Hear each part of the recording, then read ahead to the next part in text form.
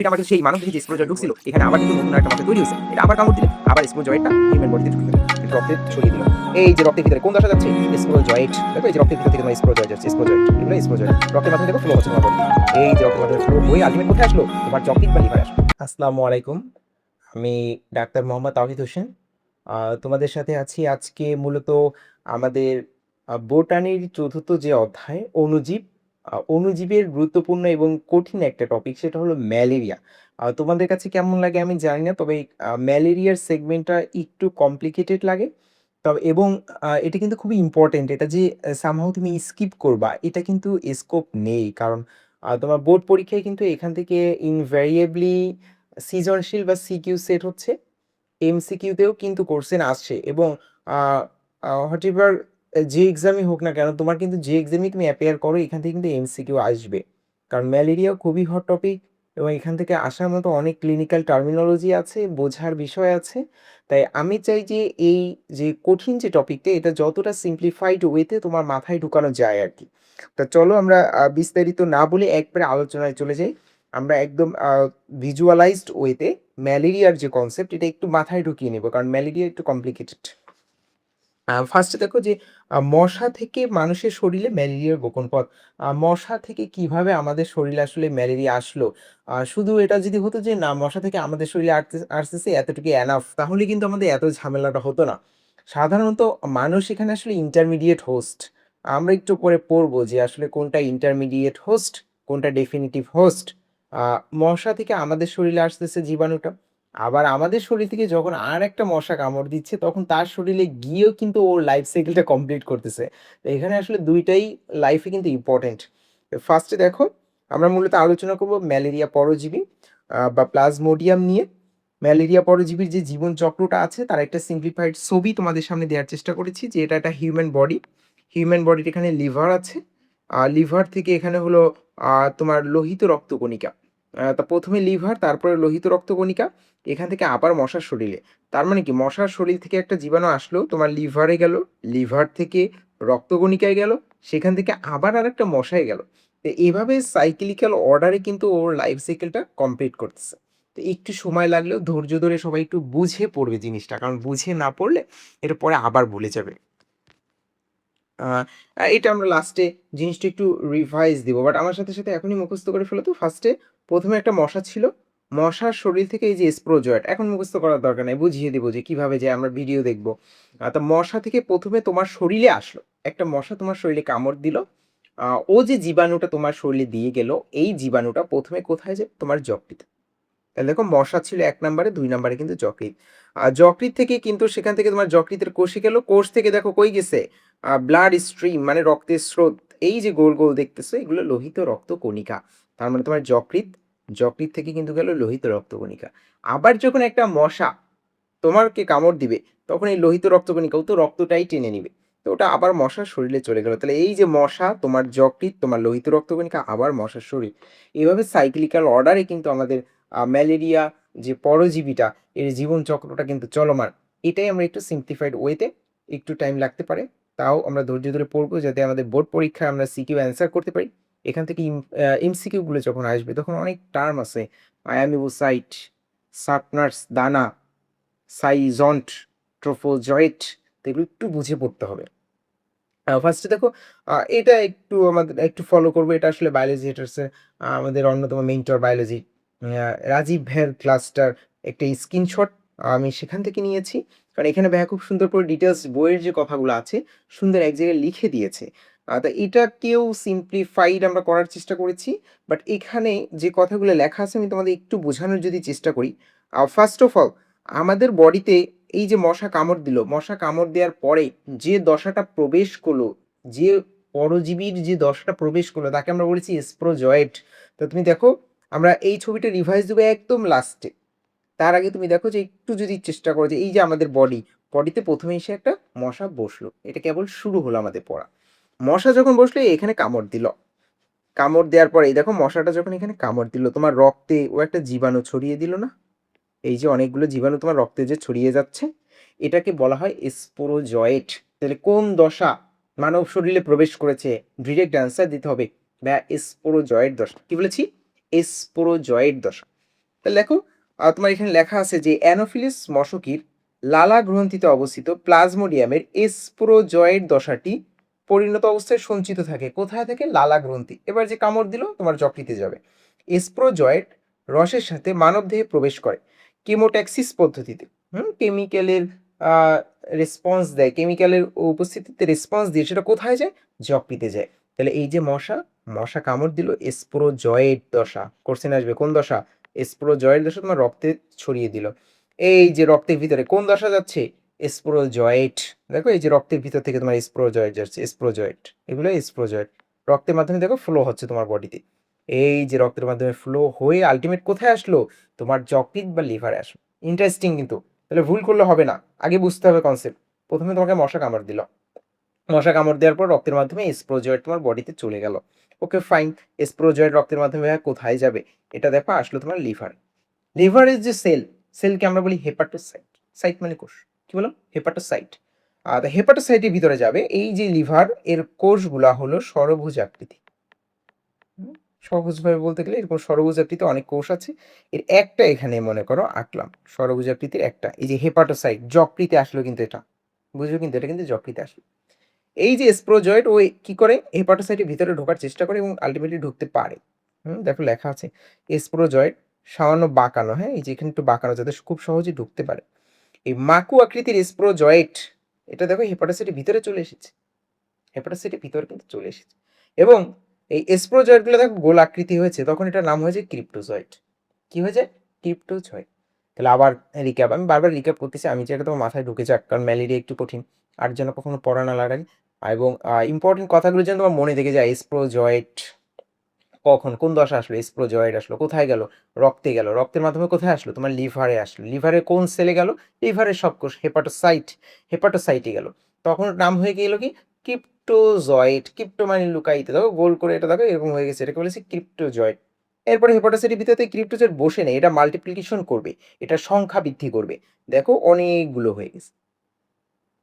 এত হয়ে গেলে দেখো তো সেলের ধারণ ক্ষমতার ওদিকে যদি চলে যায়, ধারণ ক্ষমতা ওদিকে চলে গেলে এই সেলটা বাস্ট হয়ে যাবে না, কারণ এর ভিতরে এত জায়গা দিতে পারবে না, তখন এটা বাস্ট হয়ে যায়।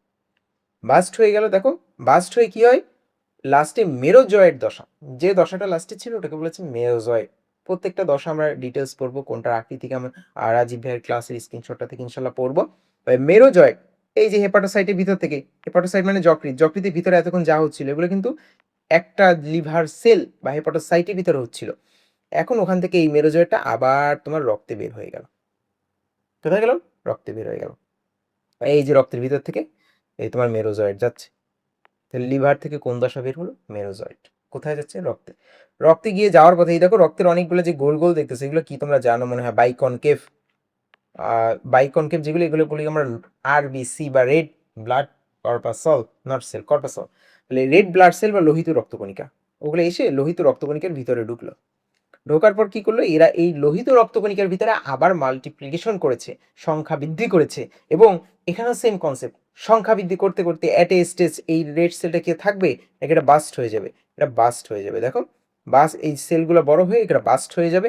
এবং এর ভিতরে এরা মেল এবং ফিমেল দুইটা সেগমেন্ট তৈরি করে, একটা হলো মেল, একটা ফিমেল।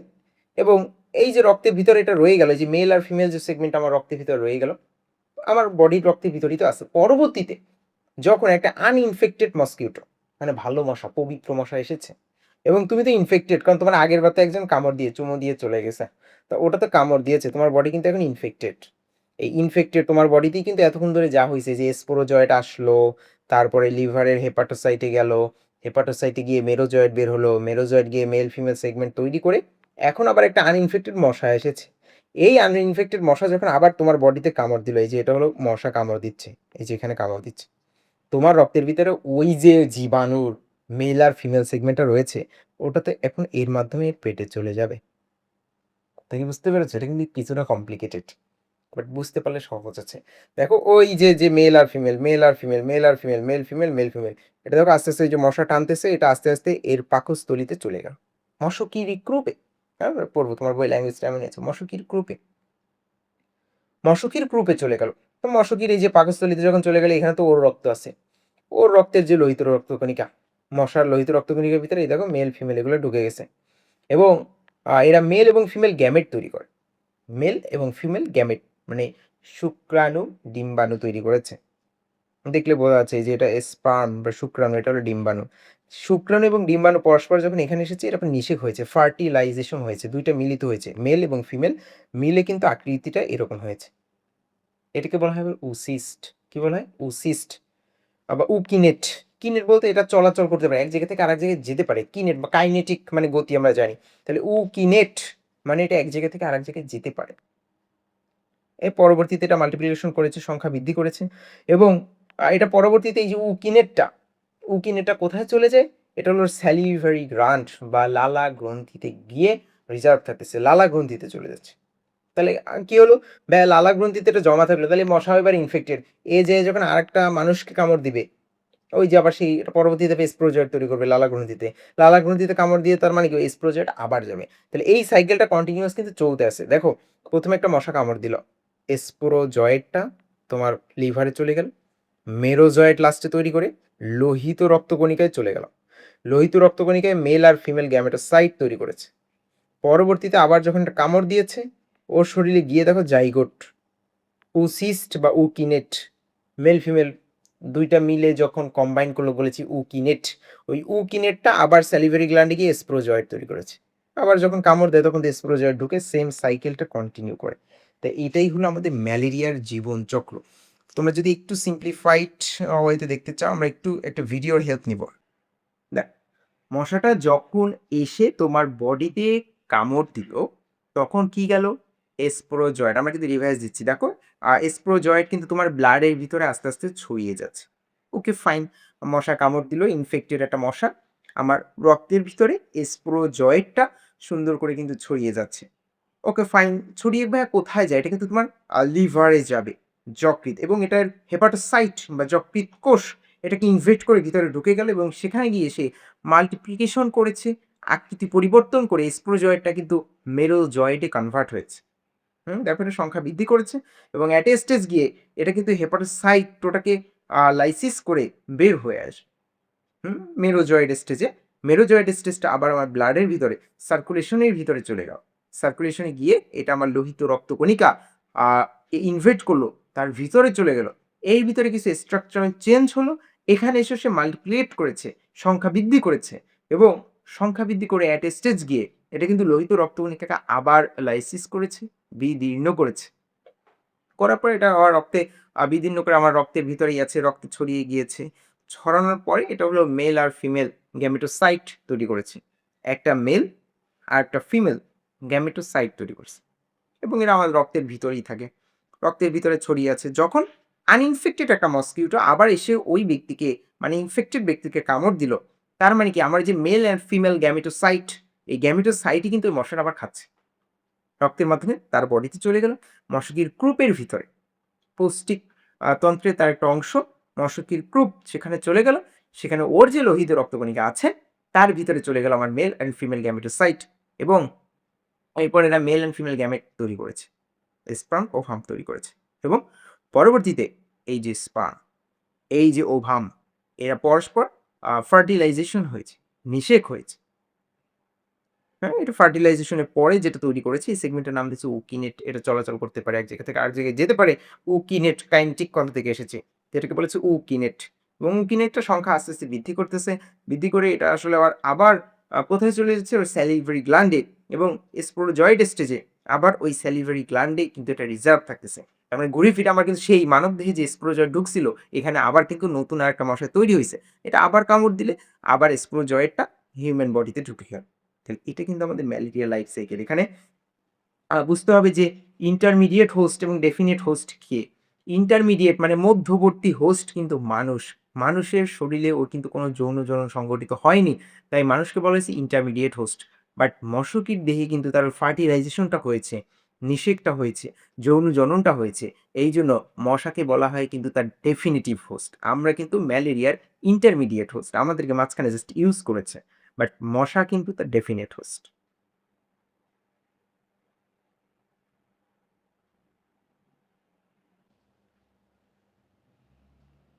ওকে ফাইন, তাহলে মোটামুটি আমাদের পড়া শেষ। এইবার আমরা একটু লাস্ট রিভাইজ দিয়ে চলে যাব। বইপত্রের কথায় একটু যেতে চাই আমরা এবার।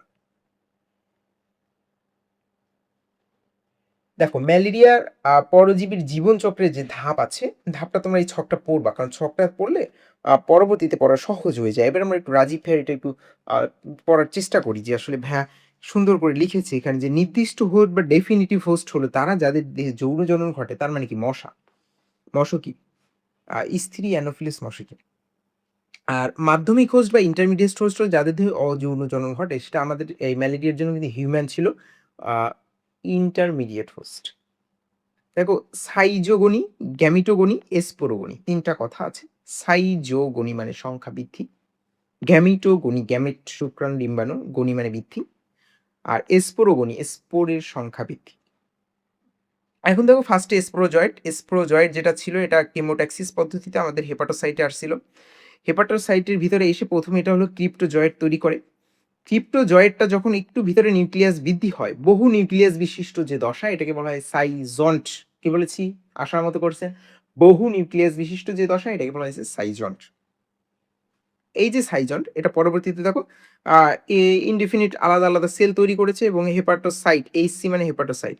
এই হেপাটোসাইটের ভিতরে আস্তে আস্তে দেখো যখন ক্যাপাসিটির থেকে বেশি হয়ে গিয়েছে, এটা কিন্তু লাইসিস হয়ে গিয়েছে। লাইসিস হয়ে কিন্তু বের করে দিয়েছে এবং পরবর্তীতে আবার নতুন একটা সেল, এটা তো কন্টিনিউয়াসলি চলতে থাকবে।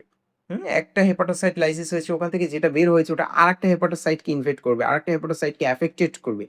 তো অ্যাফেক্টেড করতেছে ঠিক সেম পদ্ধতিতে। সেকেন্ড স্টেজে যেটা হয়েছে ওটা ক্রিপ্টোমেরোজয়েড নাম দিয়ে নাম আলাদা দিয়েছে মেটা ক্রিপ্টোমেরোজয়েড।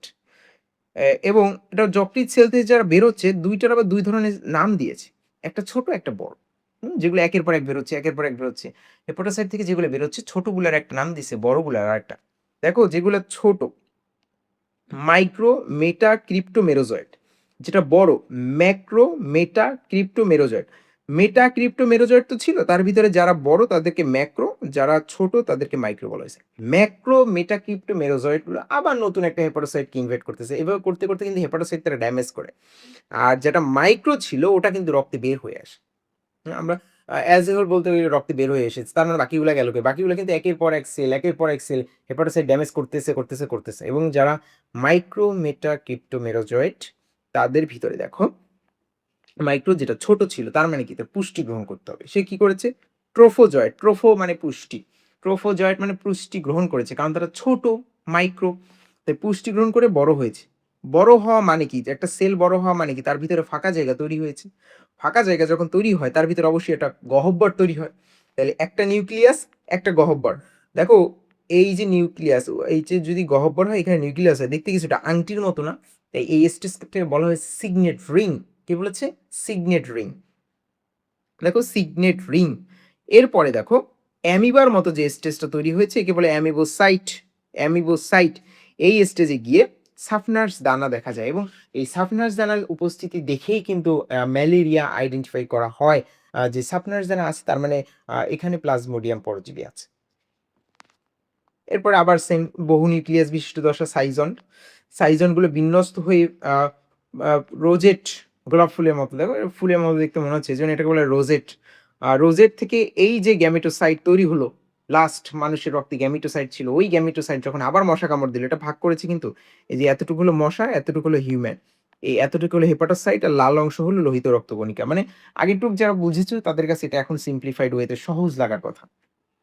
এই গ্যামেটোসাইট দেখো একটা মেল একটা ফিমেল পরস্পর মিলিত হলো, এই যে মেল ফিমেল দুইটা মিলিত হয়ে নিষেক হলো, উকিনেট তৈরি করলো। এটা সচল যেহেতু, কাইনেটিক, কাইনেটিক মানে গতি, সেখান থেকে নাম এসেছে উকিনেট, এটা চলাচল করতে পারে।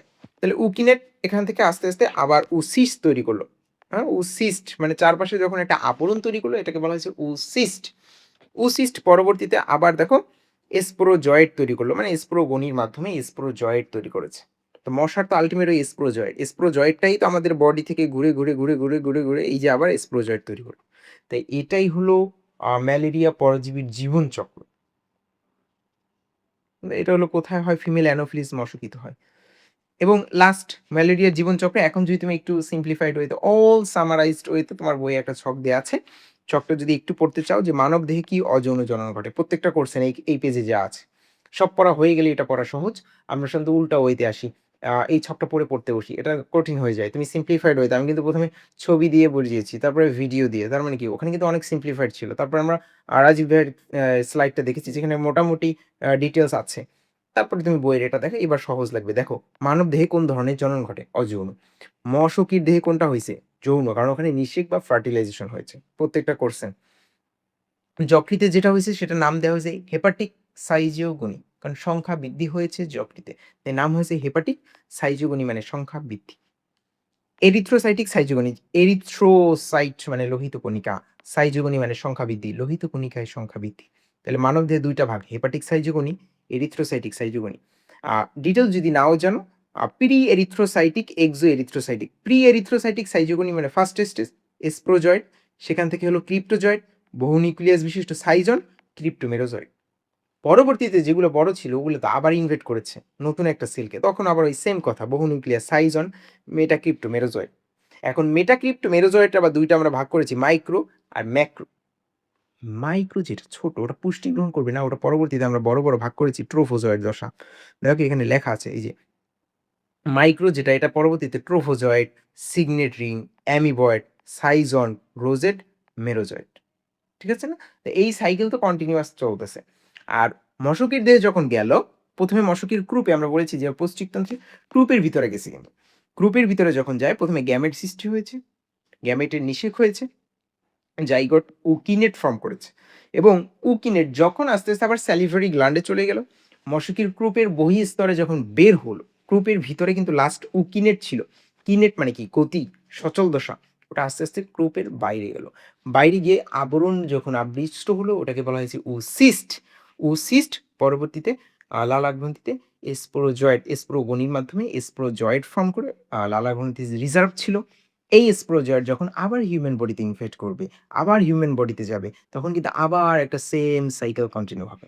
তাহলে শেষ, আমাদের পড়া মোটামুটি শেষ। এখন মোটামুটি আমরা সামারাইজ করতে পারি যে মশকি কামড় দিল স্পোরোজয়েড। স্পোরোজয়েড আমাদের লিভারে আসলো।